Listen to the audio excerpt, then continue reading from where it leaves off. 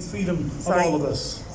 Orwell well warned us that when an idea can no longer be spoken or expressed, it very quickly becomes an idea which can no longer even be thought. So we are here not just to defend freedom of speech, we are here to defend freedom of thought and our rights and dignity as human beings. I am here to say that we will never let them take our human dignity without a fight of the most determined and bitter kind.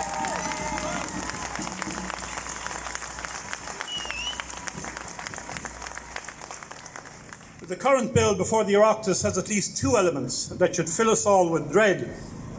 It defines hate crime as any crime which is perceived by the receiving party as having been motivated by hate.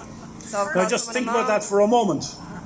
It is reliant on purely subjective criteria, and such a criterion should have no place in any just law.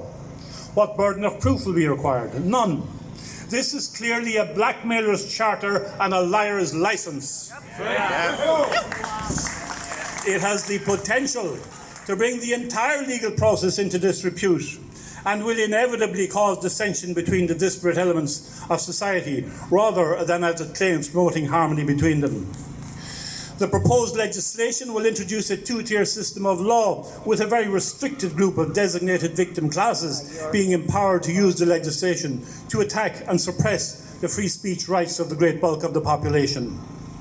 This can only have the effect of increasing racial and social tensions.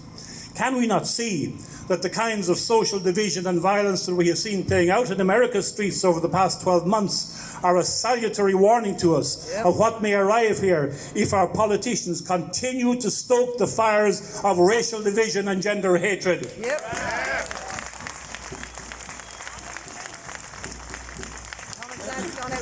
And if you want to know where equality legislation tends to end up, I can assure you it does not end up in equality. And an example of that is the employment equality legislation, which was introduced some years ago and may have had a short-term need.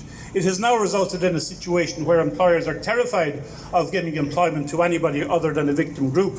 Young men, and particularly young unskilled men, have been particular victims of this and frequently don't, in the context of the public sector, don't even bother going for promotion because they know it will not be open to them. The government legislation sets out a confusing series of victim classes based on race, religion, and you've guessed it, a long list of terms relating to human sexuality.